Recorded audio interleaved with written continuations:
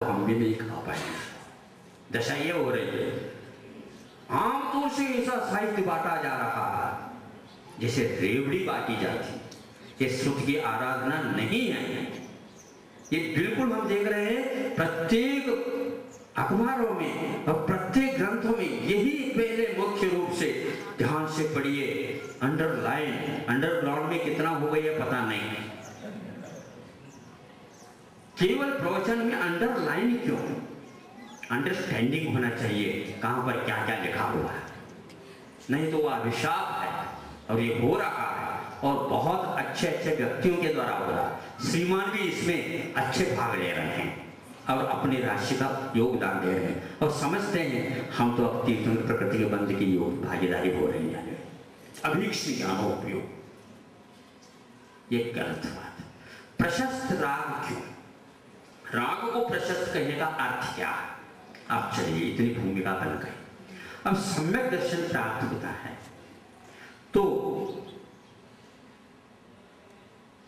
कहां कहां पर कौन से कर्मों की निर्जरा होती है, ये अपने को देखना चाहिए। यदि नहीं देखते हैं तो गलत है। हम कहते चले जाते हैं लेकिन देखते नहीं। हमने पूछा था एक सज्जन को, कौन से पुण्य प्रकृति की निर्जरा और संवर करता मुझे बताओ। अभी तक उन्होंने नहीं बताया।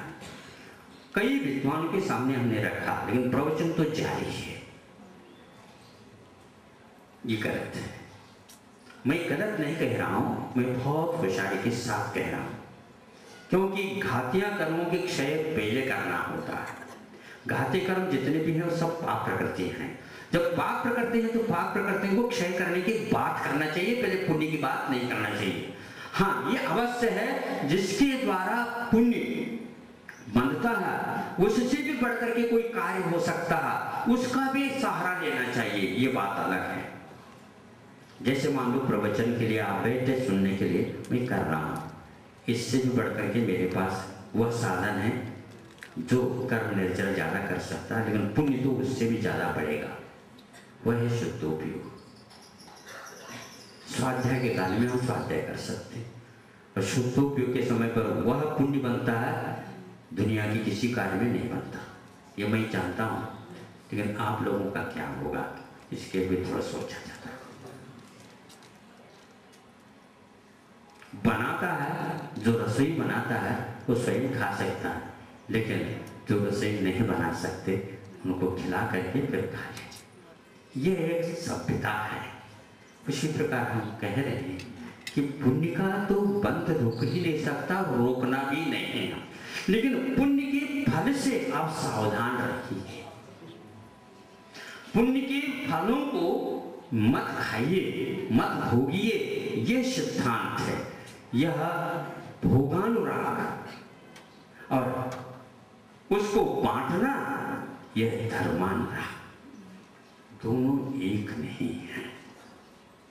एक बांटा जो जा रहा वो धर्मानुराग है, धर्मात्माओं के लिए दिया जा रहा है, और एक जो खाया जा रहा वह भोगानुराग है, वह आंख बंद करके खाता जा रहा।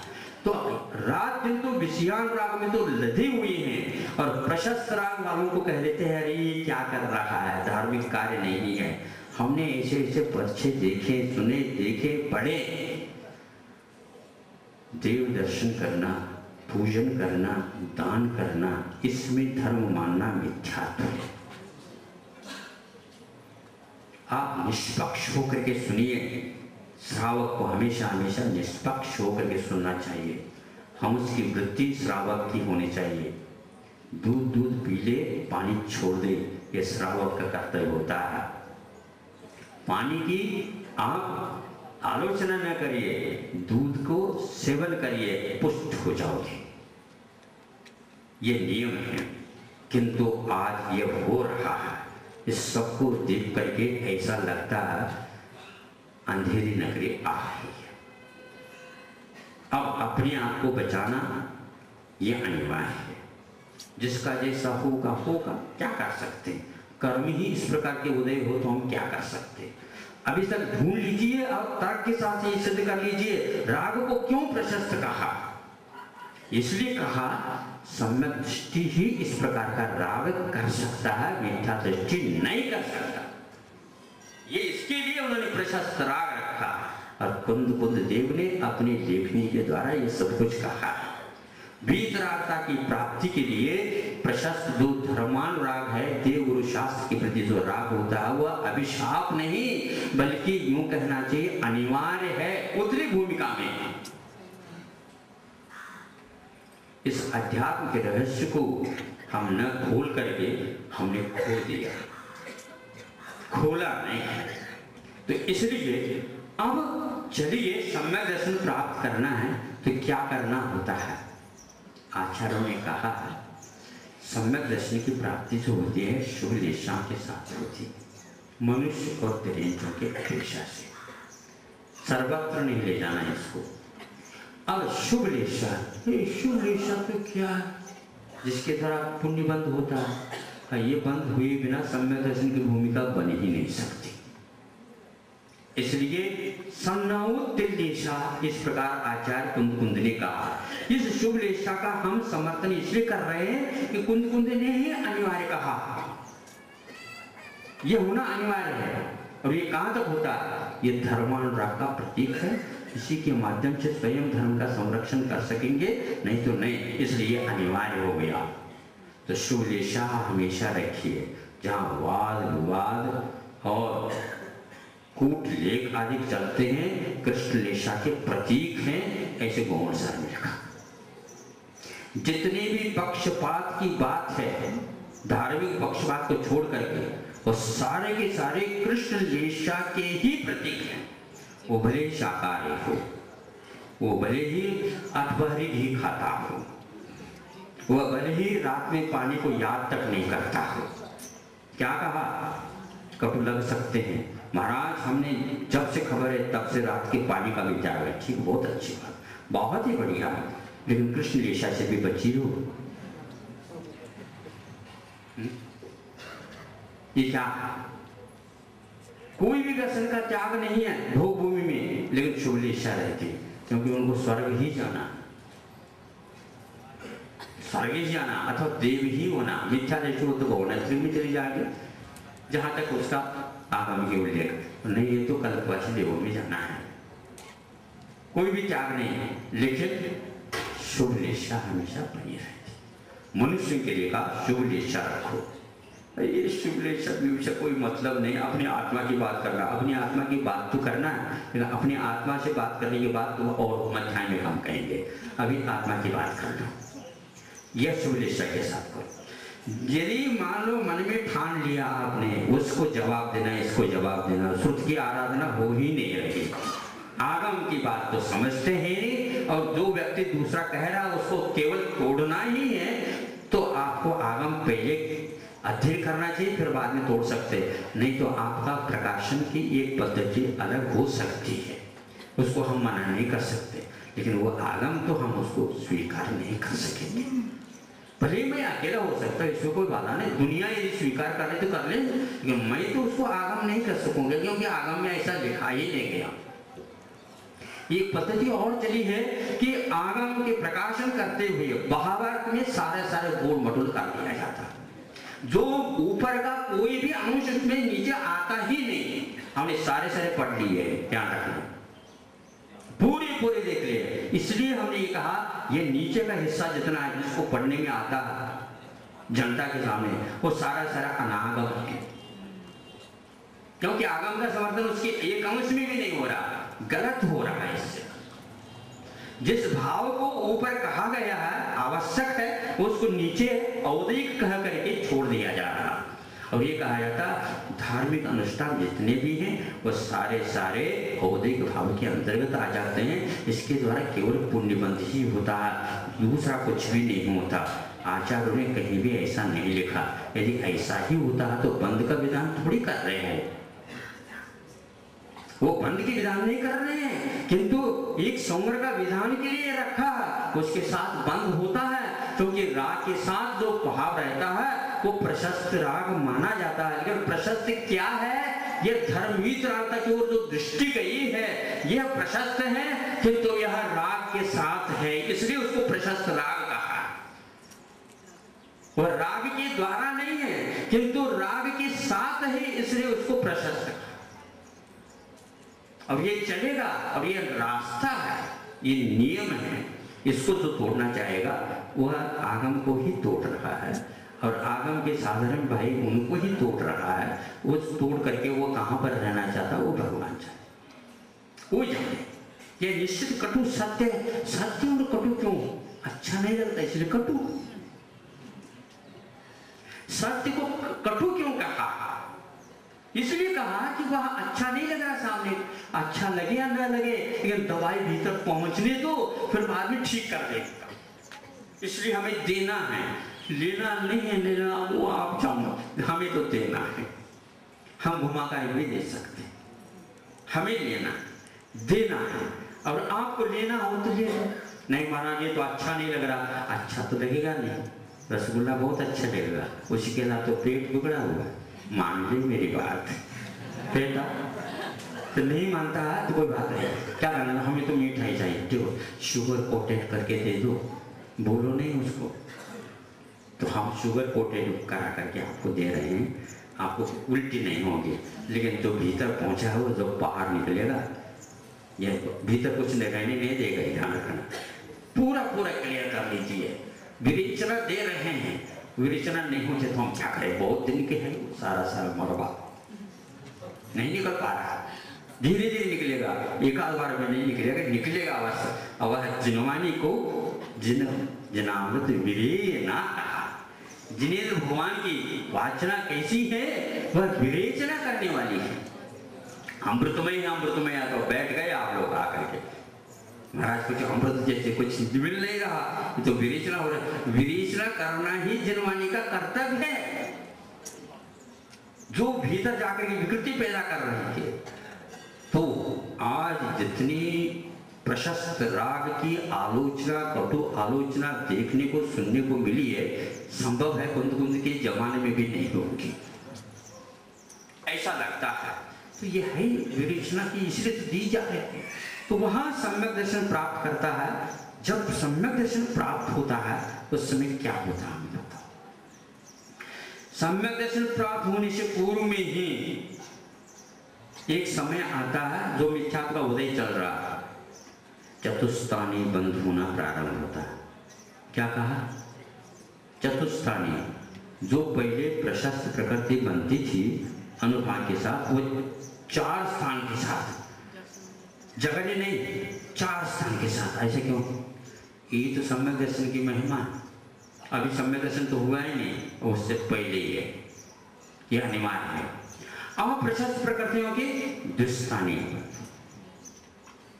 दुष्स्थान का अर्थ यहाँ पर नीम और कांचीर और लतादार और हाँ, और प्रशस्त प्रकृतियों में गुड़, खांड, शर्करा और अमृत।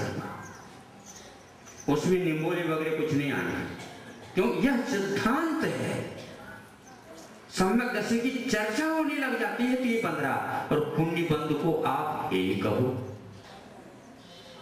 कहां पर कहा है इसको पहले देखो फिर बाद में कहो। किस व्यक्ति के लिए कहा है ये पहले समझो फिर बाद में कहो। ये कुछ भी नहीं आज हो रहा है, किंतु बिल्कुल डायरेक्ट काम हो रहा है। राजधानी का लेकर, राजधानी का अर्थ ये है ना कि ऊपर राजधानी को ला करके चले जाओ। राजधानी से राजधानी जा रहे, इसका आगे नीचे देखो ही नहीं, ऐसा है? ऐसा नहीं, सबको क्रम से आपको देखना ही होगा, लक्ष्य वहां तक आपको। कब पहले छोड़ोगे मुझे बताओ? जब क्रम से छोड़ना पड़ेगा। तो पाप के संवर करने के लिए यह युक्ति बताया है। और पाप का क्या संवर करना, पुण्य का भी पहले संवर होना चाहिए। सम्यक दृष्टि उसी को बोलते हैं। कौन सा ऐसे सम्यक दृष्टि बताओ जो पुण्य का संवर करता, मुझे बताओ। और अपने घर से नहीं बताओ, आगम से बताना चाहिए। ये हमने गत साल भी कहा था, 1 साल से आप पढ़ करके आए, एक का व्यक्ति तो बताना चाहिए कम से कम। पंडित जी आप ही बताओ, प्रशस्त राग को हे कहा तो कब कहा है हमें पता। सुनो, अब आगे हम आ गए, सम्यक दर्शन प्राप्त हुआ, संवर किसका हुआ आप देख लीजिए सारे सारे। उसमें कौन से प्रकृति का संवर हुआ? पुण्य प्रकृति का। चलो नहीं है तो पुण्य की बात मत करो। पुण्य का बंध सम्यक दर्शन की प्राप्ति में और बाद में अभिशाप नहीं है, ये आप धारणा बना लीजिए। और उसी व्यक्ति को यह अच्छी लग सकती है जिस व्यक्ति की दृष्टि परिमार्जित हो गई है। जब तक विषमत जल से ग्रसित है तब तक उसको मीठा भी कटु भी लगता, और सर्प काटने के उपरांत नीम मीठी लगती है। यह नियम है उसका। इसलिए यहाँ पर होनहार का अर्थ यह है कर्म का उदय ऐसा है इसलिए ऐसा हो रहा है, कोई बाधा नहीं, क्योंकि उसका वो स्वभाव है कर्म का। इस ढंग से उस व्यक्ति को डाल देता भ्रम में। अब आगे बढ़िए, कोई भी प्रकृति पुण्य की निर्जरा को प्राप्त नहीं हो रही है और संवर को प्राप्त नहीं हो रहा है, इसलिए हमें प्रशस्त राग से अब कोई भी ऐतराज नहीं। और देव गुरु शास्त्र की आराधना करने से ही सम्यक दर्शन उत्पन्न होता है, निश्चित बात। अथवा सात तत्व की आराधन चिंतन करने से ही होता है, निश्चित बात। छह द्रव्य के विवेचन करने से होता है, निश्चित बात। पंचाश कालों का आलोड़न करने से होता है, निश्चित बात। यह चूंकि महाराज आप तो कुछ कहते कहते ज्यादा ही कह गए, ज्यादा नहीं है, जो आगम में लिखा उतना ही कहा। ये तो आपने बताया नहीं कि शुद्ध आत्मा की आराधना करने से सम्यक दर्शन की प्राप्ति होती है। ये भी बताऊंगा मैं, लेकिन अभी नहीं बता सकूंगा। कैसे नहीं बता सकता, वह क्रम अभी नहीं आया। कल शाम को इसलिए आपको बताया था परम परिणाम भाव के माध्यम से क्या किया जाता है और करने वाला कौन होता, उसको थोड़े से बाद में। अभी प्रशस्त राग की बात कर रहे हैं, तो वह प्रशस्त राग के साथ आगे बढ़ेगा। यह सात तत्वों के विवेचन के प्रति उसका प्रशस्त राग बना रहेगा। इसी का अध्ययन अपने को करना, यह प्रशस्त राग में ही आता है। भगवान के प्रति ही दर्शन करते प्रशस्त राग होता है ऐसा नहीं है। भगवान के अंदर वाणी का आराधन करना भी प्रशस्त राग की भूमिका में है। हम एक ही आचार्य के मान लो पढ़ना चाहते हैं तो वो गलत है। हाँ, नहीं समझे? 10-20 डॉक्टर्स हैं, अपने अपने काम कर रहे हैं, दवाई दे रहे हैं। हम तो वही डॉक्टर के साथ देते हैं। डॉक्टर दवाई क्या दे रहा है ये पहले देख लो, वही दवाई दूसरे दे रहा है तो कोई बाधा नहीं, हम उसी के लिए लग जाते हैं। ये भी हमारा प्रशस्त राग है। दवाई तो ले लो, कोई बात नहीं, दवाई तो ले लो। तो ये दवाई लेना अनिवार्य है। तो प्रशस्त राग के साथ ही लिखा गया है। ये ग्रंथ जितने भी लिखे गए हैं, ध्यान रखो, प्रशस्त राग आप लोगों के पास प्रशस्त राग आ ही नहीं सकता जो कुंद कुंद भगवान के पास था। जो मक्तब प्रभाव नट्टम लिखा है, ये मार्ग के प्रभावना से प्रेरित होकर के जो लिखा गया है वो प्रशस्त राग की भूमिका में ही लिखा गया। शुद्धोपयोग में लिखा ही नहीं जा सकता, शुद्धोपयोग में लिखा जाता है। ऐसे कुंद कुंद को प्रशस्त राग और अवधिक भाव कहो, राग को कहो तो ठीक है, लेकिन प्रशस्त को आप अवधिक कहो ये गड़बड़। प्रशस्त जो आई परिणाम में सम्यक दर्शन आदि प्राप्त होने से, और उसके साथ राग रहा इसलिए वह प्रशस्त राग माना जाता। यह उसकी उक्ति है और इसी प्रकार व्याख्या करना चाहिए। उस प्रशस्तता के तो अर्जन करना चाहिए जिसके द्वारा काम हमारा आगे बढ़ रहा है, और बढ़ाते चले जाइए, उसमें कोई बाधा नहीं है। राग उसके साथ रहता तो हम क्या कर सकते, कह ही नहीं सकते। शुगर कोटेड हुए बिना दवाई काम ही नहीं करती आप लोगों को, इसलिए शुगर कोटेड किया। लेकिन भीतर भी शुगर और ऊपर भी शुगर हो तो शुगर की बीमारी हो जाएगी आपको। ऊपर तो दवाई, भीतर तो दवाई रखी जा रही है, वह दवाई हमारे लिए प्रशस्त है। यह प्रशस्त को अभिशाप नहीं कहो। यदि कहते हो तो आप दवाई के प्रति अनास्था रखते हो, और दवाई के प्रति जो व्यक्ति अनास्था रखता है और नाक पकड़ करके पीता है तो उसका रोग ठीक नहीं होने वाला। कैसे भी राम वाने कुछ भी हो, अमोघ शास्त्र भी और गड़बड़ करेगा, ये सिद्धांत। तो इसलिए आगे बढ़िए। अब वह राग राग नहीं, किंतु वह प्रशस्त हमारे लिए आगे रास्ता आगे बढ़ाता चला जा रहा। इसको औदैक नहीं कह सकते। ये प्रशस्तता जो आई है कर्म के क्षय, क्षयोपशम और उपशम से आई। इसको औदैक भाव कहने वाला व्यक्ति अभी बहुत पीछे है। पीछे क्या, वो आया ही नहीं रास्ते पर और प्रवचन करने के लिए बैठ गए। और प्रवचन के लिए तो भीड़ ज्यादा हो गई, इसलिए तो उसका मूल्यांकन ज्यादा और होता था। हाँ, जो भीड़ के माध्यम से चलता है, जितने रेफरेंस है उतने ही वह ज्ञान है। कहाँ का कहीं भी कर दो कोई बाधा नहीं, क्यों भावार्थ में सब ठीक ठाक हो जाता है। सुधारा बहुत अच्छा, भावार्थ में सुधारा जाता है। ऊपर तो सुधार नहीं सकते, सुधारने के लिए संस्कृत की होना आवश्यक है। चोटी भी रखो तो चोटी गायब हो जाते, बाल खराब हो जाते, तब कहीं जाकर संस्कृत होते। कहां से लाएंगे इतनी विद्वत्ता? भरा भरा जितने भी हो सारे भावार्थ से भरा हुआ रहता है, ऊपर से कुछ है ही नहीं। ऊपर का अर्थ क्या है, नीचे अर्थ क्या है, ये जोड़ करके देखते हैं तो माथा ठनक जाता है। जिसके लिए ऊपर क्षयोपशम भाव कहा जा रहा है, उसके लिए नीचे क्षयोपशम का अभाव कहा जा रहा है। और पढ़ रहे हैं ए टू जेड बिल्कुल। और सही से मैं बात कर रहा हूं कि एक व्यक्ति ने ये कहा, महाराज ये कहां लिखा है? प्रवचन सार में। प्रवचन सार में तो हो नहीं सकता, 105 बार पढ़ लिया। अच्छी बात है, हम तो एक बार भी ज्यादा पूर्ण नहीं पढ़ पाए। आप कहाँ पढ़ गए, कैसे? नहीं नहीं, बिल्कुल 105 बार पढ़ चुके प्रवचन सार में। कौन से आचार्य?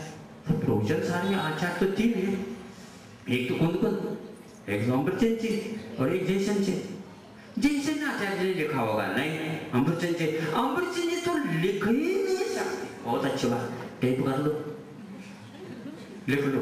अमृतचंद जी तो लिख ही नहीं सकते, तो अच्छी बात है। नहीं, प्रवचन सार तो दे। कहाँ का प्रवचन? अरे कहाँ का प्रवचन सार? कहाँ का प्रवचन सार? चाहे जयपुर को लाओ, चाहे अजमेर का लाओ, सांगानेर का लाओ, कहीं से लाओ, है तो समय सार या प्रवचन सार माने जाएगा। हाँ प्रवचन सार। अमृतचंद जी? हाँ बिल्कुल। और अमृतचंद जी की ओर नहीं देख रहे हो? मैंने देखा। आप नीचे क्यों देख रहे हैं? नीचे तो अमृतचंद जी नहीं, वो तो बीच में है।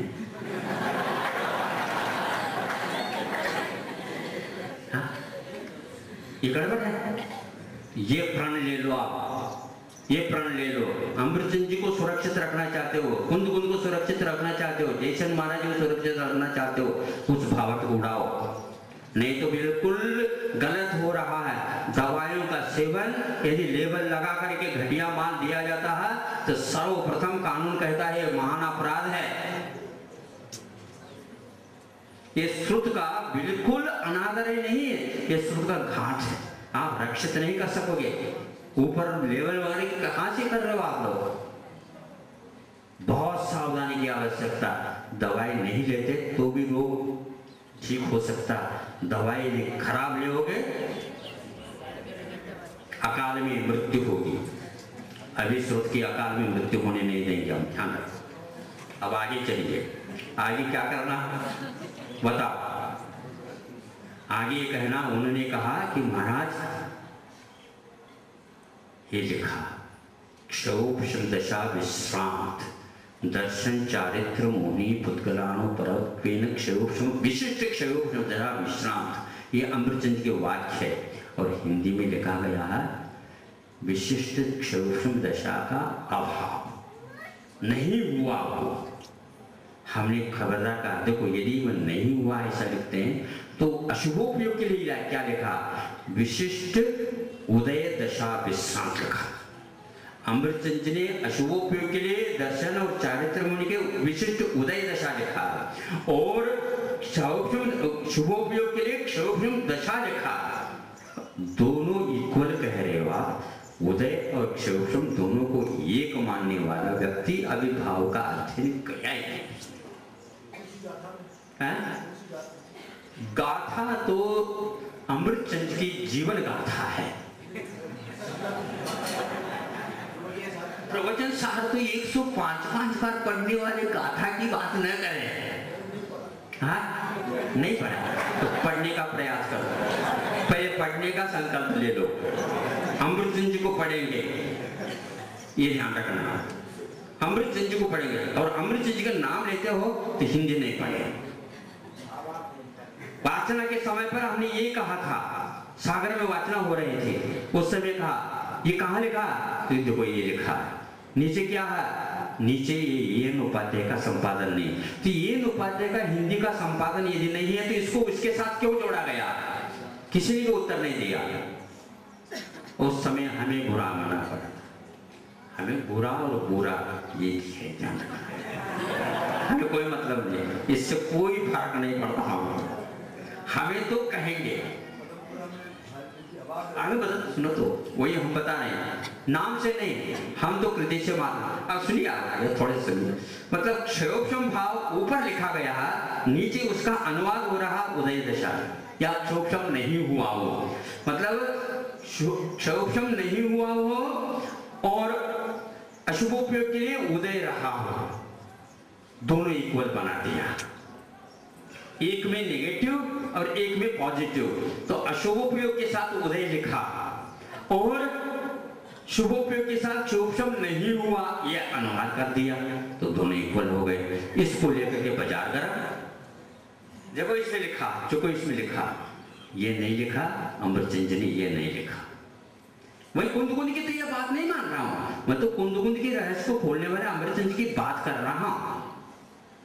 क्षयोपम जहां लिखा है उसको अवधिक कहने का साहस क्यों किया जा रहा है? यदि वह कह रहा है फिर भी प्रवचन दे रहा है, तो क्या समाज में इस प्रकार प्रवचन ठीक है? हम पूछना चाहते हैं किस आधार पर वो कह रहा है, ये कहना पड़ेगा, पूछना पड़ेगा, नहीं तो प्रवचन आप भी दे रहे हैं, हम भी दे रहे हैं, देना चाहिए, शुद्ध की आराधना होना चाहिए, लेकिन क्या बांट रहे हो आप, ये ध्यान रखना।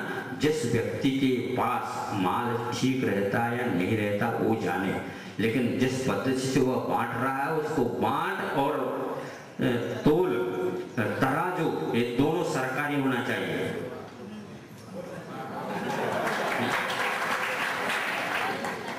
आप बांटिए, फूकट में बांटिए, बहुत हम प्रसन्नता के साथ आपके तो समर्थन करेंगे, बहुत अच्छा, श्रुति के आराधक हो, सेवक हो, भक्ति करने वाले हो, हम ऐसे व्यक्तियों को भक्ति करने में प्रेरणा देंगे, लेकिन ये ध्यान रखना कौन से बाट से बांट रहे हो हमें दिखा पड़े। बाजार में यदि नहीं दिखते तो ऑफिसर जो है ना, या तो उनको सस्पेंड किया जाएगा या तो उस माल को जब्त कर दिया जाता।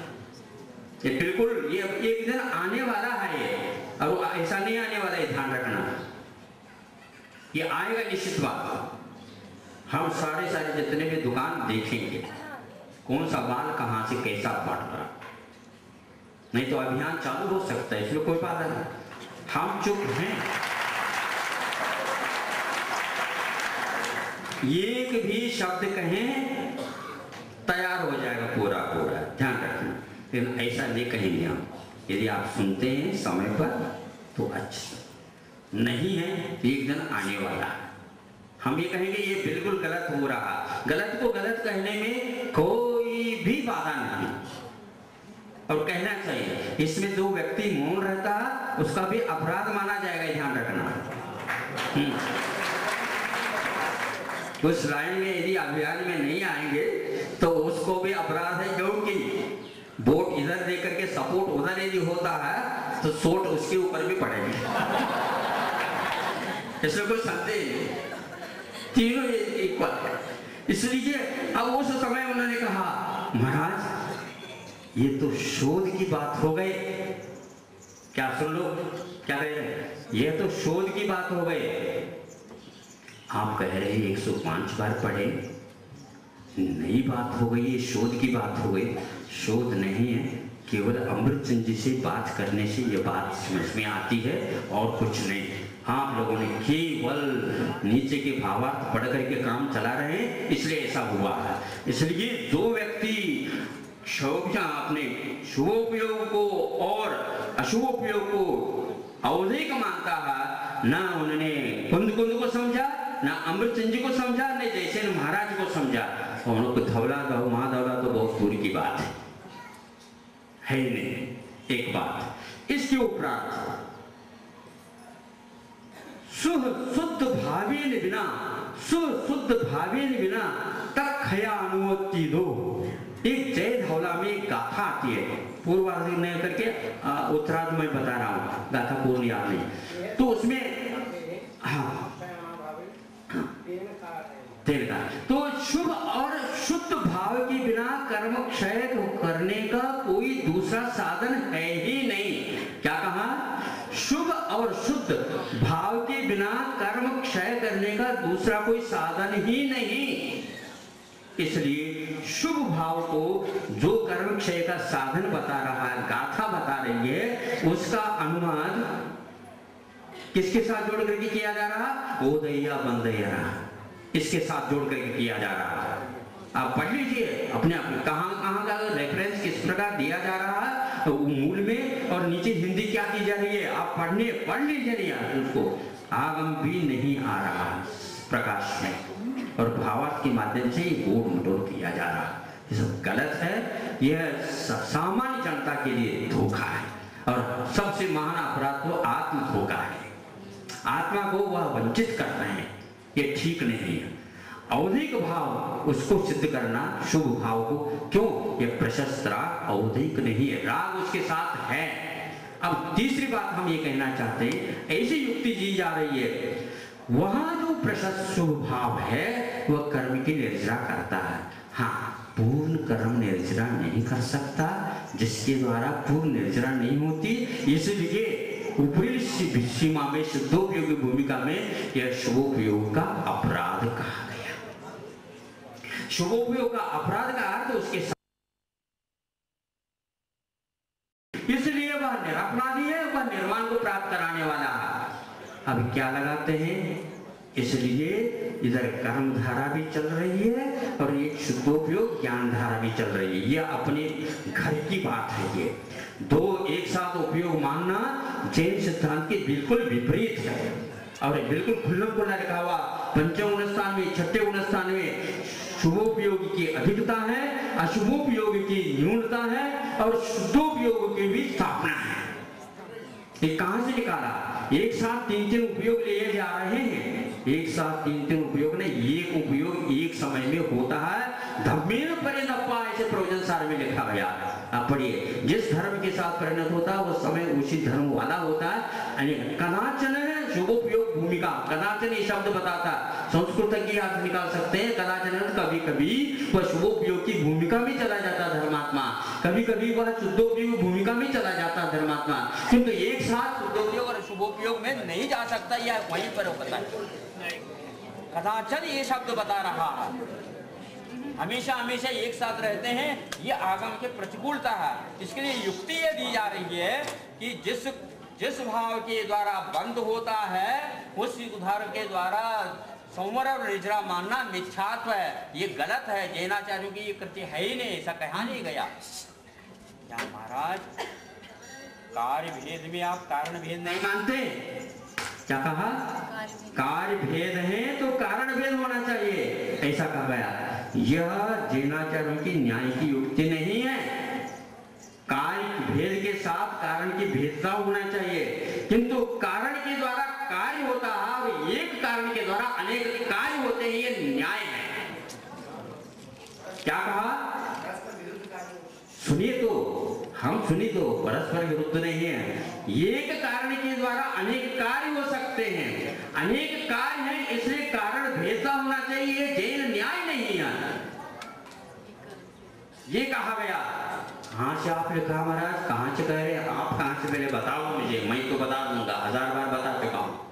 आप अपनी नीति स्पष्ट कर दीजिए। ये कहां लिखा है कि कार्य के भेद से कारण के भेदता है? हम बता देंगे, एक कारण हो अनेक कार्य होता है। कितने बार बता दे हम, कितने आचार्यों के मुख से कह रहा हूं, मुझे बताओ। नीति सुधारिए, आप रोचन की शैली सुधारिए, क्योंकि इसी के माध्यम से आप औदिक सिद्ध भाव कर रहे हैं उसको। ऐसा नहीं, जिस भाव के द्वारा संवर और निर्जरा होती है उस भाव के द्वारा बंद अवसर मानना कि जैन न्याय नहीं है, ऐसा वो कहा जा रहा, यही जैन न्याय के साथ अन्याय है। ये अन्याय है क्योंकि एकस्यानेक कार्यारंभ दर्शना वन्यवत पूज्यपा स्वामी अकलंक जी विद्यानंद जी महोदय और कौन चाहते हैं, इसी परंपरा में सारे सारे आचार्य आ रहे हैं, ये टू जेड। और आप कौन से आचार्य के माध्यम से बोल रहे हैं बताओ मुझे, ये बताना पड़ेगा। ये नहीं बताते हैं तो बिना कानून के आप न्यायालय में ऐसे नहीं बात सकते। जो भोली भाली जनता के सामने इस प्रकार के आप आगम के वाक्य कहे, आगम कौन से वाक्य मुझे बताओ। वो जनता तो आपके मुख से जो निकल रहा है वो आगम ही मान करके चल रही है क्योंकि उसकी आस्था है, लेकिन आपका कर्तव्य होता है ये सारे जो साहित्य बिल्कुल निष्कासित योग्य, ये बिल्कुल जहर है, ये बिल्कुल औषध है ही नहीं, या औषध के नाम से जो बांटा जा रहा है ये बिल्कुल जहर है। हम इस प्रकार कहने में इसलिए जो है मतलब संकोच का अनुभव कर रहे हैं, ये कहने बिना ये मानेंगे नहीं।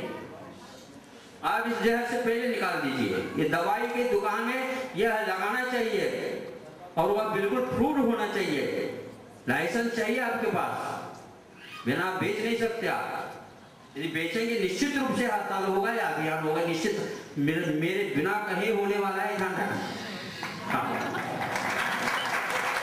क्योंकि कहां तक वह सहन कहां तक किया जाए, कहां तक सहन किया जाए, ये बिल्कुल विपरीत हो। विलंब तो हो गया तो देखा जाता है, एकदम ऑपरेशन नहीं किया जाता, ध्यान रखिए। ऑपरेशन के समय पर ही ऑपरेशन होता है, दवाई के समय पर दवाई होते हैं, विरेचन के समय पर एकदम दवाई नहीं दी जाती। विरेचन की उल्टी हो जाए, दस्त लग जाए, संभालना मुश्किल हो जाएगा, हमें उसको भी संभालना है। रोगी को संभाल करके ठीक करना ही चिकित्सा का कर्तव्य माना जाता है। दवाई दे दी और चिकित्सक रोगी मर जाए, रोग मर जाए, रोगी बचे, यह हमारा सिद्धांत है। हम अहिंसा के उपासक, एकदम नहीं कहा जा सकता। तो अब यह ऊपर लिखा जा रहा है क्षोभशमिक और नीचे लिखा जा रहा क्षोभशमिक नहीं है। ये किसने लिखा, कभी देखा है, कभी जाना, कभी पहचाना? अमृतचंद जी क्यों कहते हो आप? तो उस समय उन्होंने कहा महाराज ये शोध की बात हो गई, आपके मुख से शोध सुन करके मुझे तो ताज्जुब होता है। 105 बार तो आपने पढ़ा और अभी भी आपके लिए शोध बाकी है, तो इसका अर्थ यह है आपका बोध ठीक नहीं, आप उसको सुधारिए।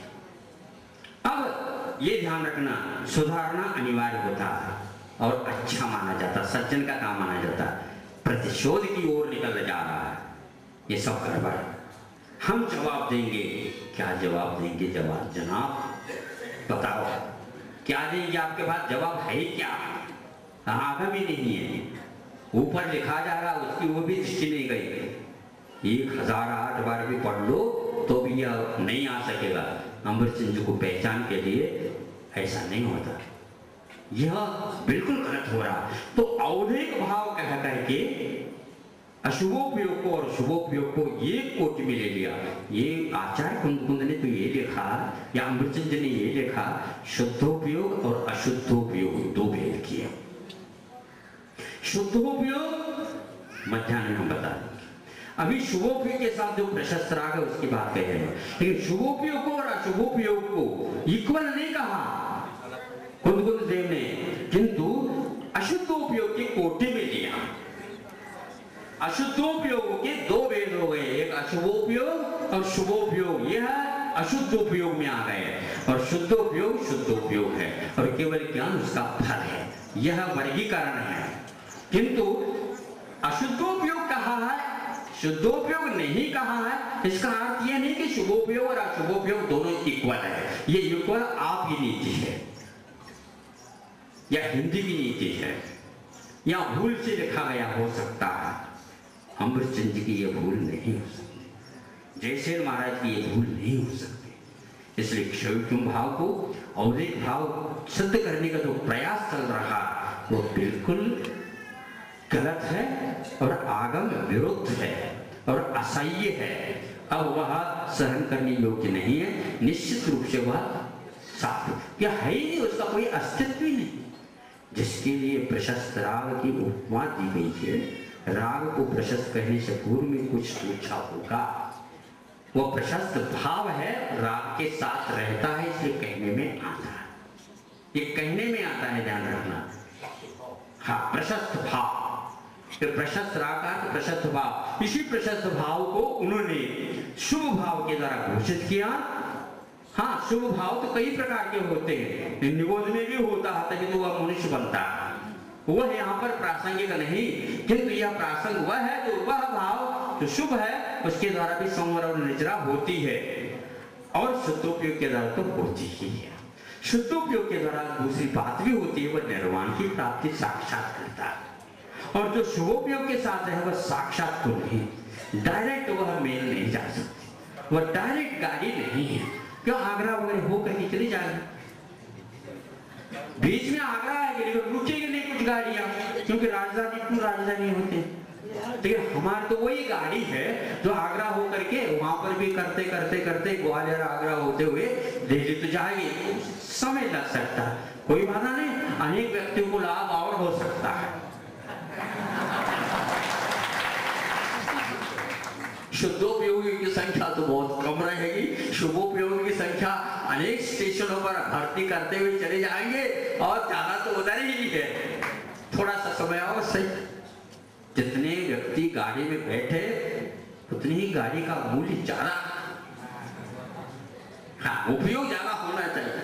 जिनवानी का रस जो है सभी लोगों को मिले, दूध में भले ही पानी मिलाना पड़े कोई बाधा नहीं, ताकि सारे तैयार हो जाए। केवल पहलवान को पिला करके बिठा दो, इस प्रदर्शन दिखाओ, ऐसा पीछा जो काम करने वाले हैं उनके लिए दूध मिलाओ और दही खिला दो, सभी काम करें।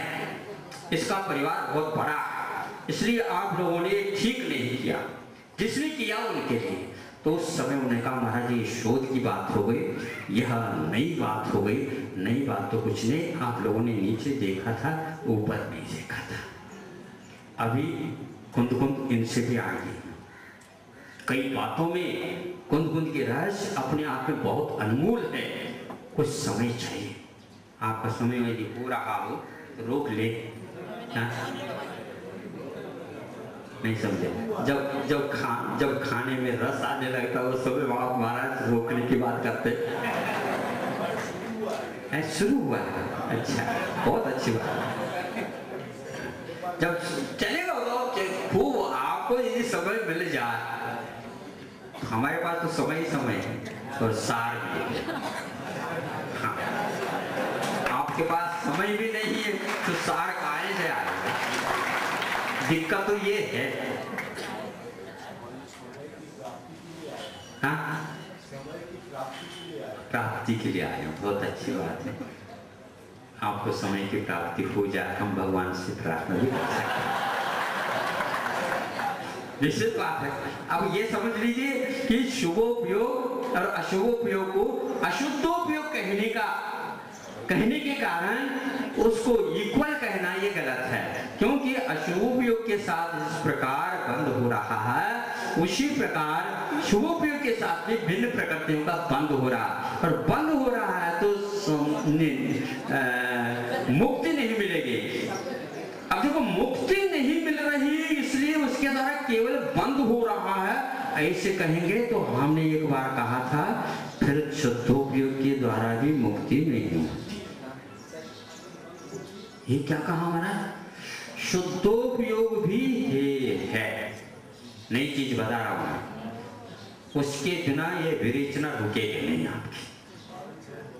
हाँ, अभी तो पहले पूर्व पक्ष बना दिया, क्योंकि एक साथ तीन उपयोग नहीं होते, इसको पहले छोड़ दीजिए आगम विरोध से। फिर इसके उपरांत हम कहते हैं जिस समय शुद्धोपयोग हो रहा है उस समय में भी बंद हो रहा है। दूसरी बात है, जिस समय बंद नहीं भी हो रहा है फिर भी हम कहते हैं वह मुक्ति नहीं देता। 11:49 में यथाचार्यता के साथ शुद्धोपयोग है, स्वर्ग ही जाना पड़ेगा। एकांत नहीं। शुद्धोपयोग कारण के रूप में माना है, केवल ज्ञान उसका कार्य के रूप में माना गया है। लेकिन शुद्धोपयोग में और केवल ज्ञान में क्षयोपशमिक और क्षायिक का अंतर है। क्षयोपशमिक और क्षायिक का अंतर है। हाँ बिल्कुल, हाँ, एक छात्रमस्त है और एक सर्वज्ञ।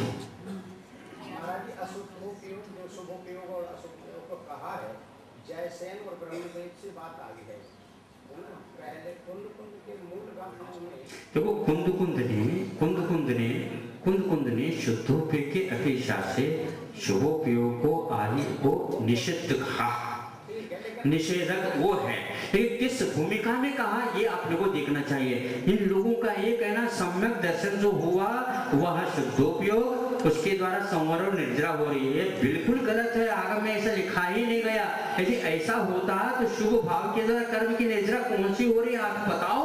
और गाथा दे रहे हैं हम, इस गाथा को भी तोड़ मरोड़ करके औदिक भाव सिद्ध करने का जो प्रयास है वह बिल्कुल गलत है।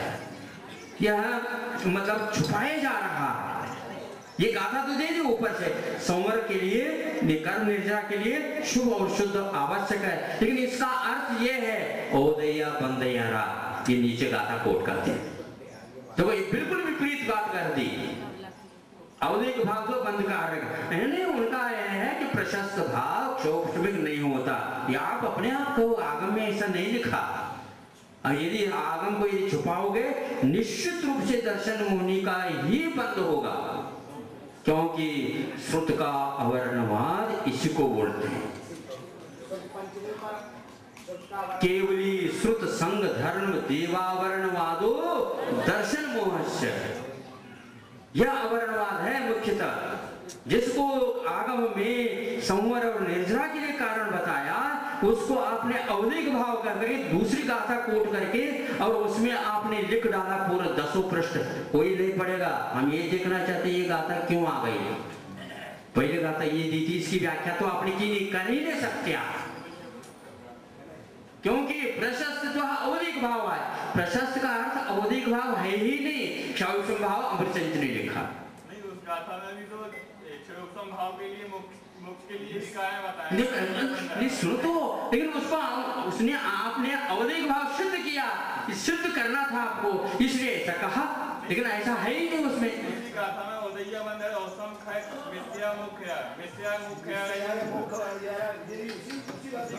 वो है तो, लेकिन आपने ये भूमिका बनाई है ना कि प्रशस्त राग तो अवधिक है, तो हमने ये कहा कि राग तो अवधिक हो सकता, सुन लीजिए, राग तो अवधिक हो सकता, लेकिन प्रशस्त बना अवधिक नहीं है, ये बताओ ना। ये प्रशस्त भाव जो उत्पन्न हुआ, ये क्षौषम भाव का प्रतीक है, ऐसे आचार्यों का कहना है। संयम के द्वारा मान लो प्रशस्त भाव उत्पन्न हो गया। प्रशस्त क्या है, व्रतों को ले रखे हैं, संवर और निर्जरा हो रही है, किंतु उसके साथ बंद भी हो रहा, इसलिए उसको राग को साथ रखा। इसको एक भाव क्यों मान रहे हो आप? यदि मानते हैं तो प्रशस्त को मानो, राग उसके साथ है, ये तो 10वें अनुष्ठान तक चलेगा। इसलिए एक साथ तो ये गलत हो रहा, शुभोपयोग, अशुभोपयोग और शुद्धोपयोग तीनों को एक साथ माना, पंचम अनुष्ठान में, छठे अनुष्ठान में और सप्तम अनुष्ठान में। अब बोलो कहाँ का न्याय है? इसलिए तो हमने कहा दो धारा, प्रशस्तता तो आई है, वो राग की धारा नहीं आई है। प्रशस्त भाव है, उसके साथ राग है, इसका नाम प्रशस्त राग है। यहाँ राजपुरुष है, राजपुरुष का क्या, राजा का एक पुरुष है, हाँ राजा नहीं। यह प्रशस्तपना जो आया है, यह व्रतों की अपेक्षा से, सम्यक दर्शन की अपेक्षा से, आदि आदि की अपेक्षा आया, इसके द्वारा संवर और निर्जरा हो रही है। हाँ, इसके साथ बंध भी हो रहा है, क्योंकि भाव एक है। क्षयोपम भाव में दो की कल्पना करना आगम विरुद्ध है। इसमें और थोड़ा सा कहना चाहूंगा कि देशघाती स्पर्धक जो होते हैं वह शक्तियांश, वह प्रकृति नहीं है। ये एक और मूल बात है कि देश सर्वघाती स्पर्धकों का तो उदयाभावी क्षय, उदय में नहीं आना, ये हुआ। ये सर्वघाती की बात हो गई। फिर इसके उपरांत देशघाती को जो स्पर्धक है उसके उनका उदय रहना, वह उदय प्रकृति नहीं है, वह केवल मल पैदा कर देता है उसमें, जो तात्कालिक में है उसमें। जो देशघाती स्पर्धक हैं वे उस स्थान के लिए तो मल पैदा कर देता है और आगे के लिए वह घात भी पैदा कर देता है। जैसे यथाका चारित्र के घात के लिए संजन को नियुक्त किया है। अब वह संजन यहाँ प्रथम अनुष्ठान से लेकर के 10वें अनुष्ठान तक चलेगा, वो यथाज्ञात को होने नहीं देगा। प्रत्याख्यान क्या करता है, सकल समय को होने नहीं देगा, सर्वघाती है, वो होने नहीं देगा। और अप्रत्याख्यान किसको नहीं होने देगा, देश संयम को होने नहीं देगा। और अनंत अनुबंधी किसको नहीं होने देगा, सम्यक आचरण चारित्र को नहीं होने देगा और सम्यक को भी नहीं होने देगा। ये इसके कार्य हैं। उनके अभाव में जो भाव पैदा हुआ वह प्रशस्त है, राग नहीं है, ध्यान रखना। वह राग दूसरे के कारण उत्पन्न हो रहा है। इसलिए व्रत लेने के उपरांत जो अप्रत्याख्यान अप्रत्याख्यान का जो अनुदय हो गया उसके द्वारा संवर और निर्जरा हो गया। और वह सम्यक दर्शन की अपेक्षा से असंख्यात गुणी कर्म निर्जरा हो रहे हैं उसमें। उसको आप अवधिक भाव क्यों कह रहे हो, बिल्कुल आगम विरुद्ध। आपका आगम से तो कम डर रखो। ये तो उदयाभावी क्षय हो गया, इसका अनुदय हो गया, इसका परिणाम है प्रशस्ताई। और उसके साथ जो संयम के जो राग है देशघाती स्पर्धकों को उदय, वो तो 10वें अनुष्ठान तक चलेगा। वो यथाज्ञात के लिए भी घातक है और सुख संप्रदाय के लिए भी घातक है, आदि आदि। ये है उसका अर्थ। ये क्रमबद्ध आप अध्ययन तो करिए, इसका कोई भी अध्ययन, इसका कोई भी नहीं है, इसको हेतु तो नहीं दिया जा रहा। इसलिए क्षयोक्षम भाव दो नहीं, ये ध्यान रखो। जो व्यक्ति दो भावों के साथ क्षयोक्षम की व्यवस्था कर रहा है उसके भावों के क्षयोक्षम भावों की गिनती एक ज्यादा हो जाएगी। हाँ, दो कारणों के, ये कारण के द्वारा अनेक कार्य होते हैं, ये हम बताना चाह रहे हैं। क्षयोक्षम भाव के साथ कि संवर और निर्जरा भी है और बंध भी है। कैसे बंध है महाराज, आगम तो कहीं लिखा सम्यक्त्वम सम्यक चारित्रम च चारित्रम आहार दुगस्य प्रत्यय। चारित्र जो है आहार दुख का प्रत्यय है और सम्यक दर्शन यह तीर्थंकर प्रकृति का प्रत्यय है। हाँ, ध्यान रखो, राग के द्वारा बंद नहीं हो रहा तीर्थंकर प्रकृति का। कौन से राग के द्वारा बंद हो रहा मुझे बताओ। प्रशस्त जो भाव हुआ चतुर्थ गुणस्थान में, पंचम गुणस्थान में, छठे गुणस्थान में, सप्तम गुणस्थान में, वह उस भूमिका में उस सम्यक दर्शन के द्वारा तीर्थंकर प्रकृति का बंध होता है। ये आगम का उल्लेख। लोक कल्याण की तीव्र भावना, वो हमारे लोक कल्याण की तीव्र भावना ही तो प्रशस्त है। यही तो आपको समझना है। हिंदी पढ़ते पढ़ते आए हो आप, तत्वार सूत्र पढ़ो, शक्कर आगम के सूत्र पढ़ो, ऐसा नहीं कहूंगा, लेकिन वही बात यहाँ पर कही जा रही है। सम्यक्त्वम ये कहा गया और बिल्कुल ठीक कहा गया। ये रत्नत्रय के प्रतीक के बिना यह काम हो नहीं सकते, ऐसे प्रशस्त कार्य हो ही नहीं सकते। अब देखो, एकश्चानेक कार्यारंभ दर्शनात् यह न्याय का सूत्र है। अकलंग देव ने दिया, पूज्यपाद ने दिया और अन्य आचार्यों ने इसका अनुकरण किया। आप बताओ आपने कहां से सूत्र लाए? उसको आज बिल्कुल समीक्षा होगी, चीरा फाड़ी करेंगे हम उसको। कार्य की भिन्नता कारण की भिन्नता दिखाता है, ये न्याय दिखाया। न्यायालय में जाओगे तो ये आपको फॉर्मूला कोई भी नहीं मानेगा। ये लॉ की किताब में लिखा नहीं गया ऐसा। जजमेंट जो कुछ भी मिलते हैं वो लॉ के सूत्र के माध्यम से मिलते हैं, ध्यान रखो। आपने जोड़ दिया, किसी ने हाँ कह दिया, कहा होगा, ये एक लॉ है ही नहीं है। कार्य की भिन्नता कारण की भिन्नता सिद्ध करता है, ये न्याय नहीं है। एक कारण के द्वारा अनेक कार्य हो सकते होते हैं, ये न्याय है जो आपको मंजूर नहीं है। क्योंकि कारण भिन्नता होने से ही कार्य भिन्नता होती है, आपका न्याय गलत बात है। एक कारण के द्वारा अनेक कार्य होते हैं। अग्नि का उदाहरण दिया, समय आपका हो रहा है तो आपको खोल करके हम बंद कर देते हैं। अनेक कारणों से एक कार्य भी होता है। तो समय पर हम वो भी बता देंगे। द्रव्य क्षेत्र काल भाव तो हमारे यहाँ होते ही एक से नहीं होता।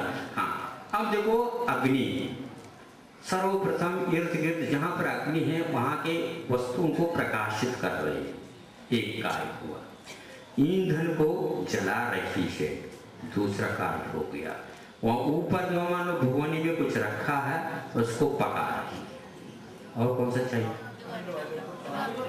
ठंड बनने के लिए उष्णता मिल रही है। और क्या चाहिए आप?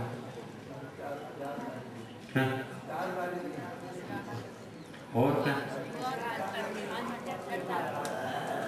सुनो सुनो,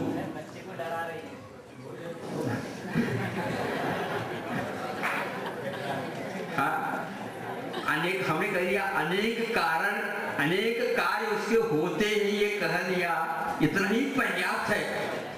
एक आपने तो हेतु बनाया था कि जितने कार्य हैं उतने ही कारण होना आवश्यक है। तो हमने, हमारे आचार्यों ने पहले कहा एक कारण के द्वारा अनेक कार्य होते हैं, मल्टीपर्पज। ये है उसका।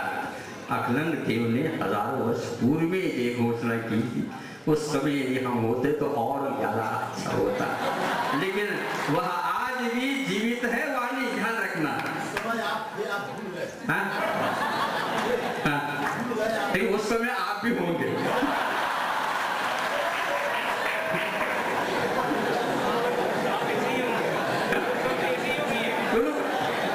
यदि वक्ता है तो श्रोता भी रहेगा, तो वक्ता किसको सुनाएगा? अवश्य होंगे, और नहीं भी होंगे तो मोबाइल के द्वारा भेजते होंगे हम। क्योंकि जिसकी खुराक होती है और जिसके पास है तो वह ये सोचता कि भाई एक योग्य व्यक्ति को दे, ये तो दिया जाए, जितना उपयोग हो उतना ही अच्छा, उपयोग लक्ष्य करना। ये तो बात है। इसीलिए यह पहले पॉइंट निकाल दीजिए, बिल्कुल हेडलाइन से लिखते हैं, ध्यान से पढ़िए। अनेक कार्य के भेद से कारण की भेदता होना अनिवार्य है। तो हमारा कहना है ये जैनाचार्यों की बात है ही नहीं। कारण एक होकर के वे कार्य अनेक हो सकते हैं, उसकी क्षमता है। इसीलिए गलती हो रही है। एक बात, मुख्य बात, अवधिक कहने का कारण यह है, उनको सुधारना होगा। नहीं सुधारते उनकी वो बात है, लेकिन ये वाक्य तो उनका गलत हो गया। दूसरा ये है कि एक कारण अनेक कार्य कर सकता है, तो अब उसके लिए क्या करने लगे? तीन उपयोग मान लिए। यहां पर और गलती करते, एक गलती को छुपाने के लिए 50 गलती और करनी पड़ती, इसीलिए माइनस मार्किंग रखा गया। इसलिए रखा गया, वो सारे से आप लिखिए, ये नहीं तो ये नहीं तो ये, कैसे नंबर तो मिलेगा ही नहीं आपको। क्यों? मालूम तो था नहीं और इसके टिक लगाए। अभी नंबर मिले नहीं थे, नहीं समझे, माइनस में आ गए। अब एक नंबर लेगा तब वह चुकाएगा, दूसरी गलती और कर दी और माइनस हो गया। इस प्रकार वह 50 और करेगा, नंबर तो है नहीं, 50 जीरो मिलेंगे। तो इसीलिए जो व्यक्ति अवधिक भाव को सिद्ध करने के लिए शुभ उपयोग को क्या कर रहा है, वहां दो उपयोग मान लिया। जो सुमर और निजरा हो रही है वह शुद्धोपयोग की देन आ गया, और बंद जो हो रहा है वह शुभोपयोग का अपराध। और अशुद्धि जो रह रही है भीतर वह अशुभोपयोग का प्रतीक। मतलब तीन उपयोग, रत्नत्रयी तो प्राप्त नहीं हो सके उनको, लेकिन ये तीन उपयोग आ गया। ये सारे जो ना बिल्कुल सुन करके ऐसा लगता है ककहारा पढ़ने वाला भी इस प्रकार की गलती नहीं कर सकता, लेकिन जो व्यक्ति गलती को स्वीकार नहीं करना है उसको गलती ही गलती करना है। और लाखों करोड़ों रुपए आज सदुपयोग के रूप में जा रहे हैं, ऐसी धारणा जो बैठे हैं करके, उन श्रीमानों से हमें कहना है, आपका धन ठीक उपयोग में नहीं आ रहा है, ध्यान रखना। कमा तो लिया आपने बहुत, लेकिन जल्दी जल्दी दान दे दोगे तो काम में आएगा ऐसा नहीं, वह पूरा का पूरा दुरुपयोग में जाएगा। और दुरुपयोग में जाएगा तो पुण्य का बन तो बहुत दूर की बात है, अनाप शनाप पाप बनेगा, और जब वो फूटेगा तब मालूम पड़ेगा। हाँ, इसलिए एक व्यक्ति अपराध करता है तो एक व्यक्ति ही नहीं, उसके साथ अनेक व्यक्ति जो सपोर्टर है वो भी सब जेल में बंद हो जाते हैं। युग का युग ही बंद हो जाता है। इसको सामूहिक पाप और सामूहिक पुण्य माना जाता है, ये भी फलता रहता है। ऐसे फल बहुत व्यापक रूप से फल रहे हैं। इसलिए ये कार्य भिन्नता है तो कारण भिन्नता बिल्कुल गलत है। आगम वचन है ही नहीं, आर्ष वचन है ही नहीं, बल्कि आर्ष वचन के विपरीत विरोध और है। यदि आर्ष वचन के विरोध होंगे तो हम उनकी परंपरा में रहने वाले चुप बैठ नहीं सके। और जो व्यक्ति आर्ष परंपरा का समर्थन करना चाहता है उसको लाइन से खड़े होना ही पड़ेगा, निश्चित बात है। हम यहाँ पर वो करेंगे ये करेंगे, ऐसा नहीं चल सकता। आप बांट और तोल किसी को बेच नहीं सकते, माल बेच सकते हैं, लेकिन वो छुप नहीं सकता कौन से बांट से और कौन से तोल से बांट। ऑफिसर आकर के खड़े होंगे तो क्या क्या दोगे?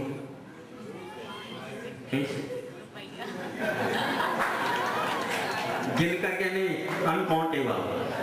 हाँ, ग्राहक से तो आप गिन करके जो वो ऑफिसर का ऐसा नहीं, पूरे भर दो फिर भी असंतुष्ट तो नहीं हुए। समय पर आप आइए, आने की भी कोई आवश्यकता नहीं, हम ही आएंगे। जो तकिया के ऊपर लुढ़कते रहते हैं वो सेठ जी कहाँ पर जाते हैं, वहां पर भी जाते हैं। ये स्थिति हो जाएगी, निश्चित बात है। लेकिन ये ध्यान रखना, ये वो ऑफिसर है दुकान को भी पूर्ण समाप्त कर देगा।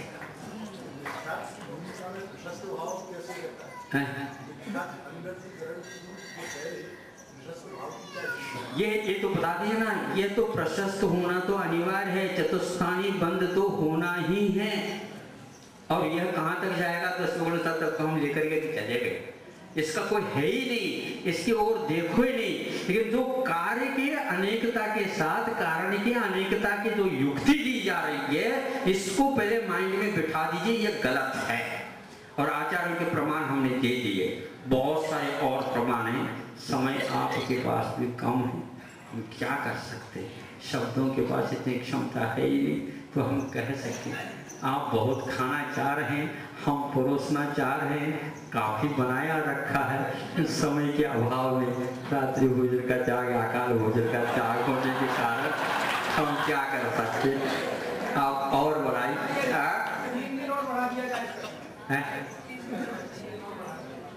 देखो बात ऐसी है, यदि हम खिला तो रहे हैं और वो बच नहीं रहा है और बच रहा है तो हम 3 दिन कैसे बढ़ाएं? देखो हमें ये चिंता है उनको अजीर्ण न हो जाए, ये बात है। इसलिए हमें दवाई भी देनी पड़ेगी उसके साथ साथ, नहीं समझे? थोड़ी सी गुंजाइश हो तो हम सौंफ, लौंग, इलायची आदि भी थोड़ा देना पड़ेगा ना, नहीं तो आपने पूरी भर दिया तो कोई स्थान ही नहीं है, गुंजाइश नहीं। महाराज यदि गुंजाइश होती तो 2 बोड़िया और खा लेता, ये बात नहीं रखो।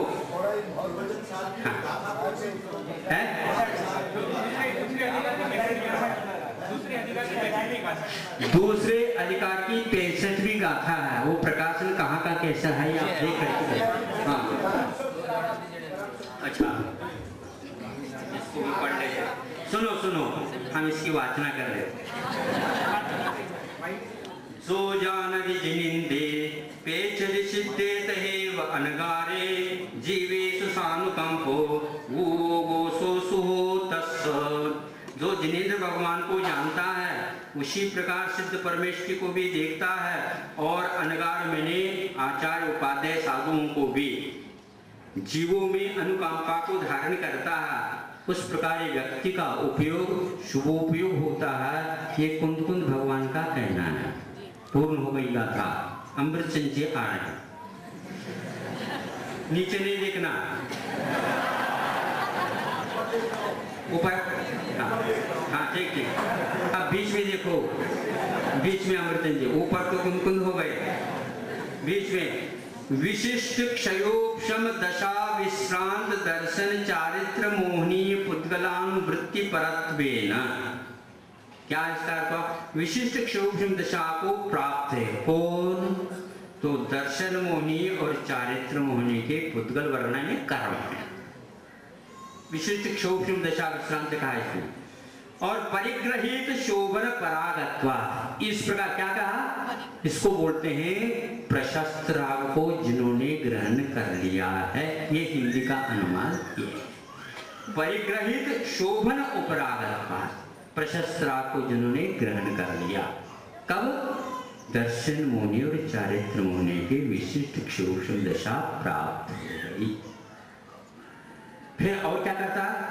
परम भट्टारक महादेवादि देव परमेश्वरार्हत सिद्ध साधु श्रद्धा ने समस्त भूत ग्रामानुकंपा चरणे च प्रवर्तः उपयोग शुभोपयोग। ऐसी स्थिति में और क्या हो गया? अन्यत्र न जाकर के परम भट्टारक होते अर्हत परमेश्वर को बोलते, ऐसे जिनके चरणों में देवादि देव सारे सारे आते हैं, ऐसे अर्हत परमेष्टि और उसी प्रकार सिद्ध परमेष्टि और उसी प्रकार पंच परमेष्टि में साधु परमेष्टि, उनमें श्रद्धान करता है।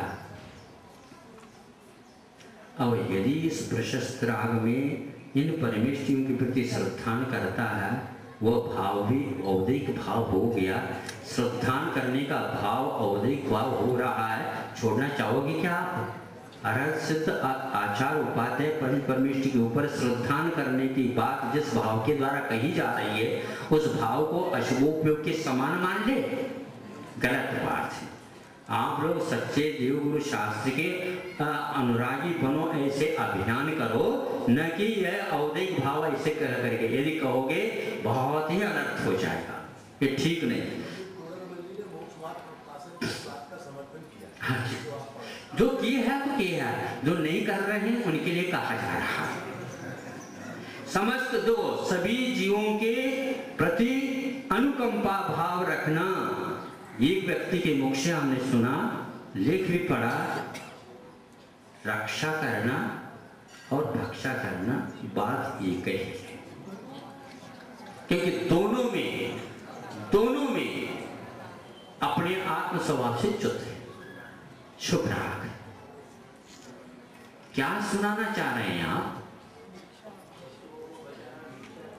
हाँ, पशुओं को बचाना मिथ्या, ठीक है, उनको बचाना मिथ्या तो नहीं, पशुओं को बचाना।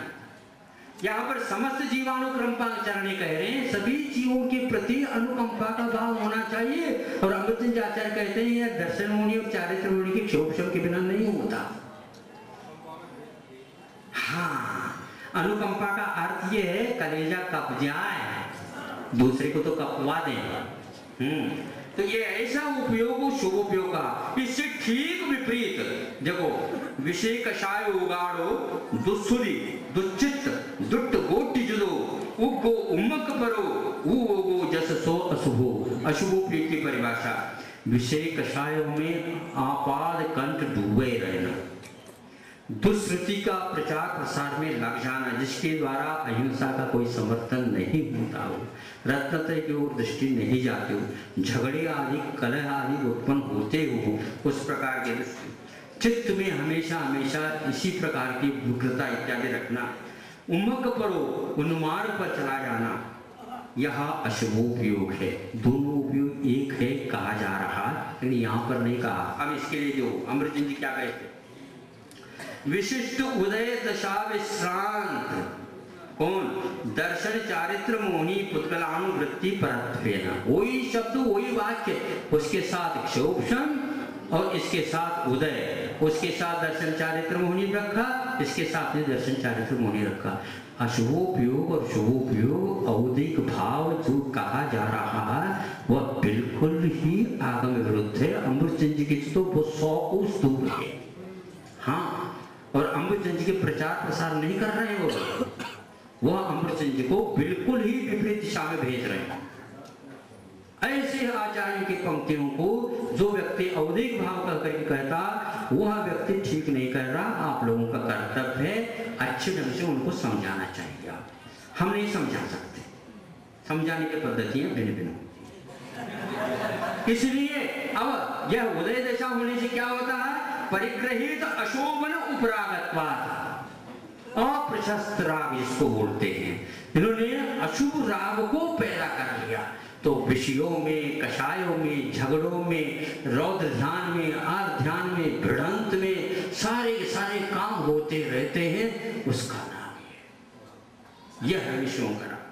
ऐसी स्थिति में अरहत सिद्ध आचार्य उपाध्याय परमेश्वर के प्रति उनका क्या व्यवहार होता है बताते हैं। परम महाभट्टारक देवादि देव परमेश्वर अरहत सिद्ध साधुभ्यो अन्यत्र मार्ग श्रद्धाने। ऐसी स्थिति में वो क्या करते हैं, अरहंत सिद्ध आचार्य उपाध्याय इनको छोड़ करके अन्य कामों में वह लग जाते हैं, अन्यों में वह श्रद्धान करना प्रारंभ करते हैं। इन दोनों को आप एक कहोगे तो आप क्या विभाजन करना चाह रहे हैं मुझे बताओ।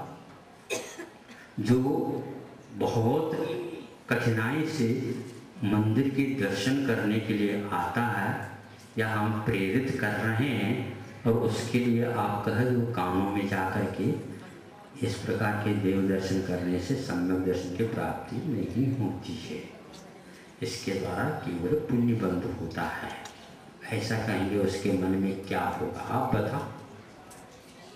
ये मार्गदर्शन है क्या? नहीं, ये उन्मार्ग दर्शन है। उन्मार्ग दर्शन, करुणा आना चाहिए। ये मैं जानता हूँ जितने भी दर्शन करते हैं उनको सम्यक दर्शन होता ही है, ऐसा नहीं मानता मैं, लेकिन सम्यक दर्शन के उत्पत्ति के मार्ग को आप इससे उत्पन्न नहीं होता कहते हैं, ये बिल्कुल गलत है। हाँ। वो कहते हैं सामने वाले कि कहने में दोष नहीं है, मानने में दोष है। कहने में दोष नहीं। हाँ। सुनो भगवान के ऐसे कह देते हैं, उनको कहाँ दोष लगने वाला था? ऐसे क्यों नहीं कहा? कुंद भी ऐसे कहते नहीं, कुंद भी ऐसे कहते तो हम मानने के लिए तैयार हैं। आप कौन होते हो? गलत बात है, कहने में होता दोष नहीं है और मानने में दोष है, ये सब गलत है। यह इसलिए कहा जा रहा मान्यता को परिवर्तित करने के लिए। जिन शब्दों के द्वारा मान्यता में परिवर्तन होता है, अशुभ से शुभ में आ जाता है, उसके लिए शब्दों के प्रयोग किए जा रहे हैं। यदि समान जो शब्द हो जाए तो जिसके द्वारा कानून मिलता है उसी के द्वारा कानून बाहर भी हो जाए, ऐसे को थोड़ी हो सकता। लॉ तो लॉ होता है, ये सब गड़बड़ है।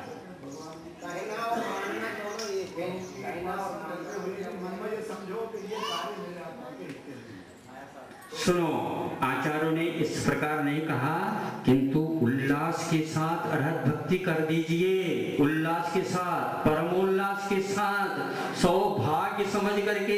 यह दुर्लभ क्षण है जो वीतराग के साथ मेरा दर्शन हो रहा है जाता है। क्या अर्थ निकला? पूर्व और पश्चिम का अंतर निकला है। इसको हम कैसे माने? और समझा रहे हैं महाराज, इस बात को इस प्रकार समझो। बहुत अच्छी बात है, आप यहाँ पर आकर के इसी भेष में आकर के बैठ जाते तो संभव है कथनचित। ये बहुत अच्छा है। आज तक बिल्कुल आज तक यह धारा है, हमने 20-25 जो है 2500 वर्ष तक आज इस प्रकार के प्रवचन करने वाले आज तक आए ही नहीं, निश्चित बात है। हाँ, आज तक इस प्रकार का प्रवचन हुआ ही नहीं और हो भी नहीं सकता। यहाँ अपूर्व कुंद ने ऐसा किया, ये कर भी नहीं सकते थे। अमृतचंद जी भी चूक गए, जयसन महाराज तो और चूक गए। ये कैसी बात है?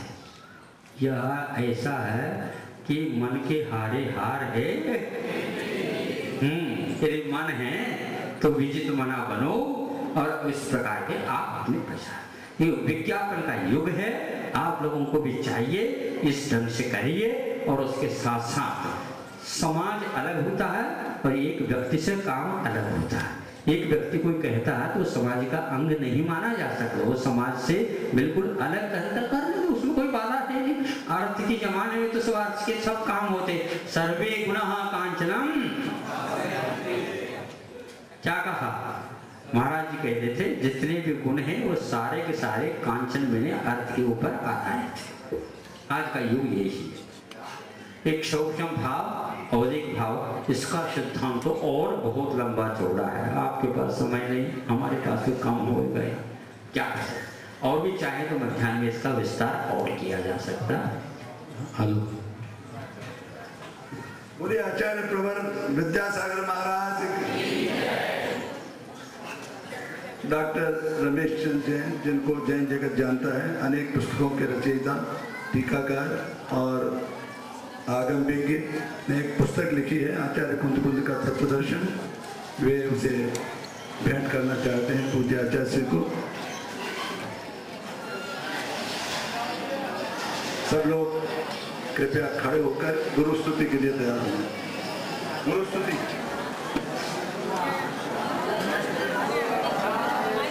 गुण 36 25 8 20 भवतारण तरण जहाज ईस गुरु की महिमा वर्ण जा। चला गया। अब ऊपर भी चढ़ जाओ तो कोई बाधा नहीं, नीचे तो आना ही पड़ेगा, क्योंकि तो एक बार आयु का बंध हो जाता है तो। लेकिन शुद्धोपयोगी भूमिका में आयु बंध नहीं होता, बाकी नहीं बंद होता, ऐसा नहीं। शुद्धोपयोग के द्वारा आयु कर्म का बंध नहीं होता, केवल शुभोपयोग की भूमिका में ही होता। छठे गुणस्थान में आयु कर्म का बंध प्रारंभ हो जाता है, सप्तम गुणस्थान में पहुंच तो जाता है, लेकिन वह अप्रमद डायरेक्ट कारण नहीं होता, प्रमाद के मूलक ही बंद होता। क्योंकि निरंतर बंदी होने के कारण अंतर्मुहूर्त तक आयु कर्म का बंध होता है। इसलिए आचार्यों ने ये कहा कि जब तक गुप्ती नहीं आती तब तक वह ज्ञानी नहीं, ऐसा कहा।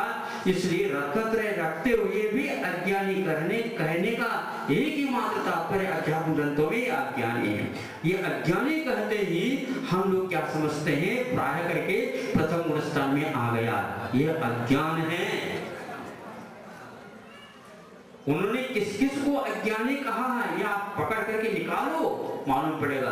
गुप्ति से, परम समाधि से, परम सामायिक से, शुद्धोपयोग से नीचे उतरा नहीं, वह वैरात्मा होता है, वह अद्युसान का कर्ता होता है और वह बंध का कर्ता होता है। जो बंध का कर्ता वो अध्यासन के द्वारा करता। अद्युसांसो अज्ञान है, अज्ञानसो मिथ्या। अज्ञान को मिथ्यात्व बनने से प्रथम गुणस्थान नहीं। ये बहुत रहस्यपूर्ण है, इसलिए तो हमने कहा अकिंचित का क्यों कहा है रत्नत्रय को, इसको आप समझो। उन्होंने अज्ञान उसको कहा जो व्यक्ति आत्माश्रित निश्चय रत्नत्रय है उससे च्युत हुआ नहीं अज्ञानी। जैसे शुद्धोपयोग के अभाव में वह ऊपर तो गया नहीं, नीचे आ गया, या तो अशुभोपयोग में आएगा या शुभ उपयोग में आएगा, वह अज्ञानी कहलाता है। अब उसकी भूमिका है प्रथम गुणस्थान से लेकर के छठे गुणस्थान तक। ये एक सिद्धांत शब्द है, इसको अपशब्द कह सकते हैं हम लौकिक दृष्टि से, लेकिन सिद्धांत में इसको अपशब्द न कर करके शास्त्रीय नाम है। क्या है? उन्मत्त और प्रमत्त। उन्मत्त यह लौकिक दृष्टि से शब्द कहा है, और प्रमत्त क्या है? प्रमत्त क्या? प्रमत्त का अर्थ होता है मूर्छा में आ जाना, अथवा विवेक से च्युत हो जाना, कर्तव्य से नीचे गिर जाना, आदि आदि अनेक शब्द उसके लिए रूप हो जाते हैं। और छठे गुणस्थानवर्ती मुनि महाराज का नाम प्रमाद। विरत तो है लेकिन पागल विरत है, हाथी तो है लेकिन उन्मत्त है, पास न चाहिए। क्या कहा है? उन्मत्त हाथी को पकड़ना बहुत कठिन हो जाता है, दूसरे को पकड़ना फिर भी है, लेकिन वो स्वयं भी उन्मत्त हो जाए तो वो स्वयं कैसे काबू में आए, बहुत कठिन है। धन्य है रत्नत्रय के आराधक होते हुए भी उनको शास्त्रीय पद्धति से नामोल्लिखित किया, यह प्रमाद है।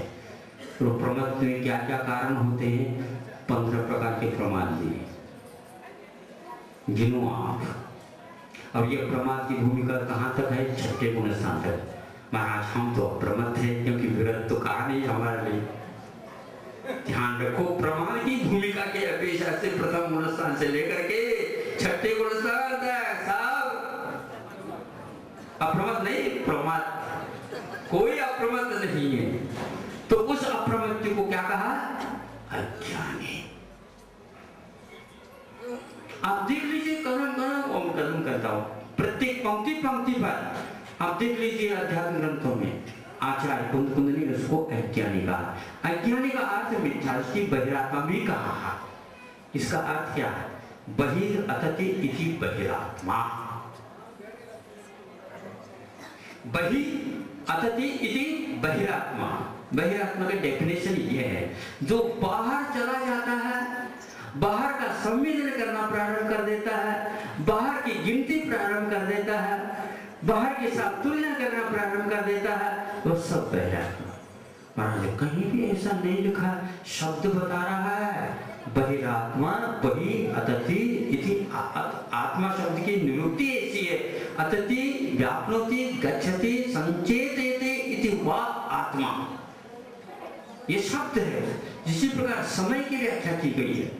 इसलिए जो उस समाधि से च्युत हुआ नहीं, बहिरात्मा हुआ। और अंतरात्मा जो होता उसको उन्होंने ज्ञानी कहा। तो ज्ञानी और अज्ञानी का अर्थ चतुर्थ गुण स्थान और मिथ्यात्व नहीं, अशुद्ध उपयोग है और 6ठे गुण स्थान तक है, वह अज्ञानी की कोटि में आ जाता है।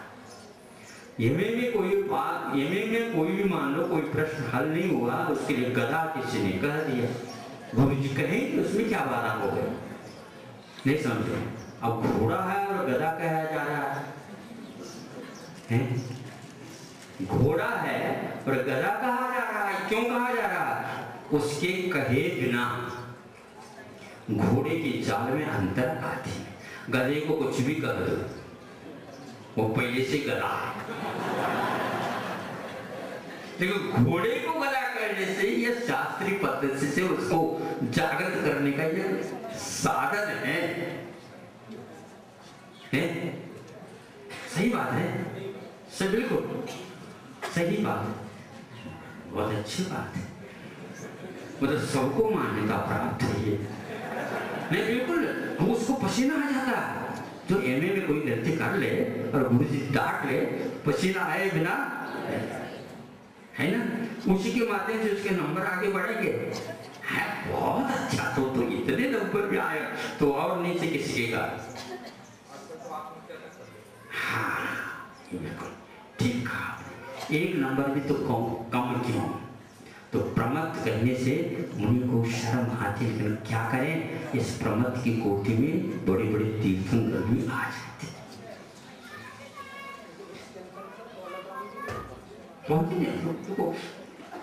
कहां कहां पर, इसलिए तो आगमार्थ पहुंचे नहीं, ऐसा नहीं, पहुंचे हैं लेकिन आगमार्थ।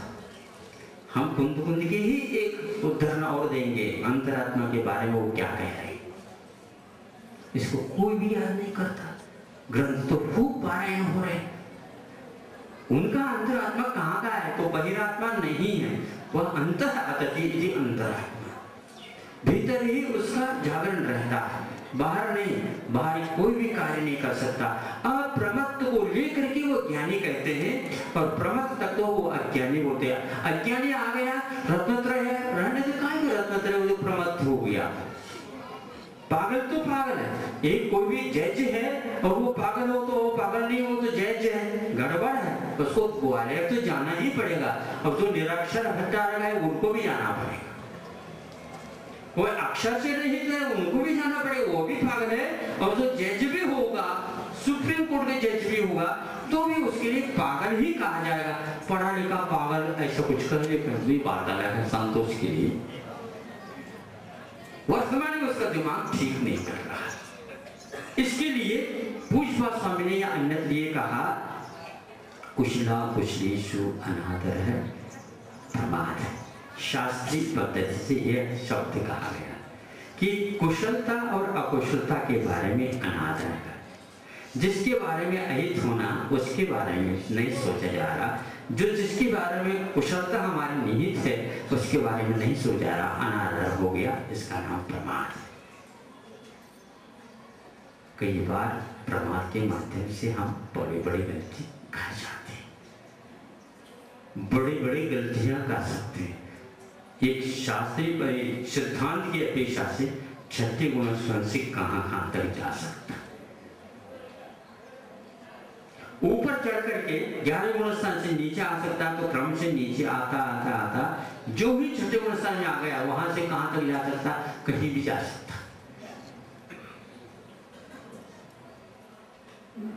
ऐसा क्यों कहा? तो प्रमाद है।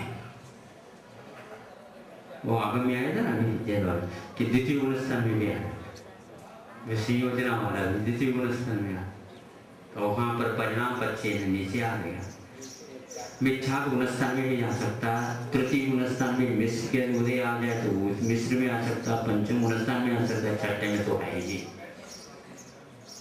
नीचे गिरते समय कौन सी सीढ़ी पर वह लुढ़क जाए रुक जाए पता नहीं लगता, गिर गया।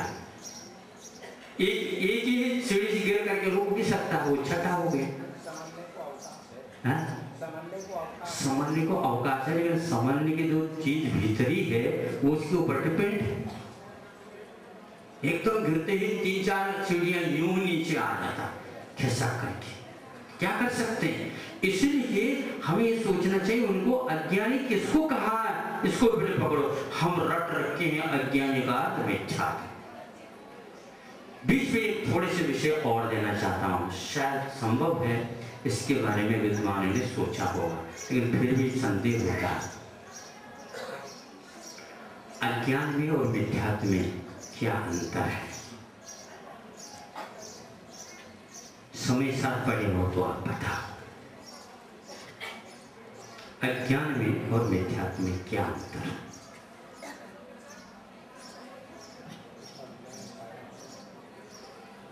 अज्ञान जो बंद का कारण होता है, उस अज्ञान की यहाँ चर्चा कर रहे हैं। बहुत अच्छी बात कही आपने। अज्ञान तो 6 क्षण को वहां पर 12 गुण स्थान तक पहुंच जाता है, वो उस अज्ञान की बात नहीं। बंद के प्रत्यय में अज्ञान को गिना है, उसमें और मिथ्यात्व में क्या अंतर है? रटने से कोई अर्थ नहीं निकलेगा। पेपर के बैठे हो आप, शिविर में आए, उत्तर दो। समय सर का वाचन बरसों से चल रहा है, परसों से नहीं।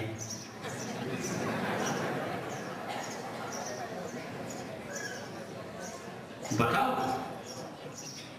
यदि मिथ्या अज्ञान एक है कहते हैं, तो हम कहते हैं कुंदकुंद महाराज ने 4 प्रत्ययों में मिथ्या, अभिवृद्धि, कषाय और योग इसको भी गिना, और दूसरे प्रत्ययों में मिथ्या, अज्ञान, कषाय और योग ये भी गिना। 2 बार समय सार में 2 ढंग से लिखा। इससे फलितार्थ निकलेगा मिथ्या तो अलग बंध प्रत्यय है और अज्ञान अलग बंध प्रत्यय है, और वह अज्ञान क्षौक्ष्म भाव नहीं है जो 11-12 स्थान में भी रहता है। बंध प्रत्ययों की गिनती की जा रही है। और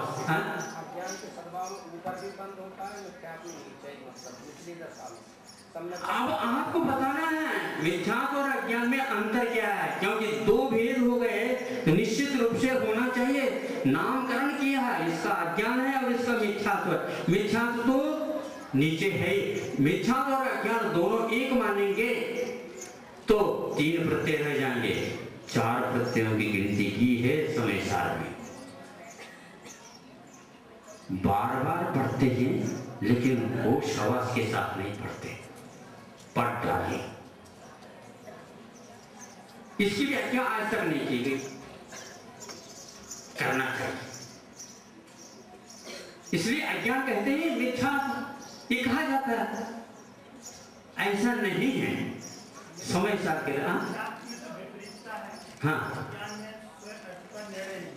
अच्छा, स्वार्थ का निर्णय क्यों नहीं हो पाता? अज्ञान होगा, अज्ञान ऐसा कौन सा विपरीतता है हम पूछना चाहते हैं। वह अज्ञान जो मिथ्यात्व में 5 प्रकार के अज्ञान आ जाते हैं, उसमें अज्ञान मिथ्यात्व भी, अज्ञान मिथ्यात्व है ना, विपरीत मिथ्यात्व है, अज्ञान मिथ्यात्व है, संशय मिथ्यात्व है, वैदिक मिथ्यात्व है, एकांत मिथ्यात्व है और अज्ञान मिथ्यात्व और मिथ्यात्व दोनों एक हो गए। आप बता दीजिए।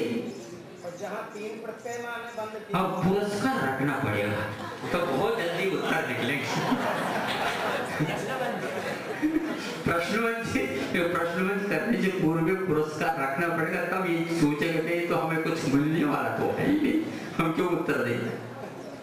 सोचिए, आप विचार करिए, इतनी अखबार पत्रिकाएं और रात दिन टीका टिप्पणी हो रही है, चिंतन हो रहा, बहुत अच्छी बात है। लेकिन समय सार के वाचन करते हुए भी केवल 400 450 गाथाएं और उनमें बंद प्रत्ययों में 4 बंद प्रत्यय गिनते हुए 2 ढंग से क्यों, 2 प्रकार से क्यों? आचार्यों की बात को समझने के लिए हम बातों बातों में नहीं समझ सकते। अनंतार्थ कपुट्ठदादो शुद्धम, जिस सूत्र में अनंत अर्थ गर्भित रहता है उसको हम यूं चुटकी बजाते बजाते कर दे, ऐसा नहीं होता। शिविर लगा थी, अज्ञान और मिथ्यात्व के बारे में अभी तक निर्णय नहीं हो रहा है, बताओ। और बार बार ज्ञानी और अज्ञानी समय सारादि अध्यात्म ग्रंथ में भरा हुआ मिलेगा। क्रोध करता है तो अज्ञान, मिथ्यात्व उदय से कोई मतलब नहीं। अब मिथ्यात्व उदय तो प्रथम नमस्कार में होगा, ये क्रोध करने वाला को अज्ञानी क्यों कहा? पकड़िया। कर्ता कर्म के अधिकार के प्रारंभिक दशा में 3 गाथाएं दी हैं, क्योंकि दिल के साथ ही उसकी टीका लिखी गई है। उसमें सर्वप्रथम क्रोधादि जो प्रवर्तमान है अज्ञानी, क्रोध करते हैं अज्ञान हो जाएगा। हाँ, क्योंकि प्रमाद की भूमिका में क्रोध मान माया लोभ करता है। अब प्रमत्त गुणस्थान में क्रोध को, मान को, माया को, लोभ को जानता है। उदय में तो है, उदय में हो जा और वो काफिल हो जा, ऐसा कोई नियम नहीं। लेकिन प्रमाद की भूमिका में आ जाएंगे, ले दबाएगा वो कषाय तुमको। इसको बोलते हैं अज्ञान। कषाय से प्रभावित हो गए, कषायमय हो गए। क्रोध कभी क्रोधी होता है क्या? लिखिए रहे अभी, क्रोध कभी क्रोधी होता है? क्यों नहीं होता बताओ? ये इनंत प्रत्यय कब लगता है? स्वामी तो क्रोध का स्वामी क्रोध है, रूप रस गंधात्मक होता है, उसके लिए क्रोध बना चाहिए। क्रोध का उदय हो गया तो क्रोधी हो गया हो। हम क्यों क्रोधी होते हैं? जड़ कभी क्रोधी नहीं होता, क्रोध रहता। और हम क्रोध कभी नहीं रहते किंतु क्रोधी हो जाते। क्रोध करना हमारा स्वभाव नहीं, किंतु हम क्रोधमय नहीं होते, क्रोधी अवश्य हो जाते, क्योंकि वह रूप रसगंधात्मक है। इसलिए स्पष्ट हो जाता है। अभी अज्ञान के बारे में आप लोग यदि निर्णित नहीं हैं और मिथ्यात्व को ही अज्ञान मान करके चल रहे हैं, स्कूल परिवर्तित कर दीजिए।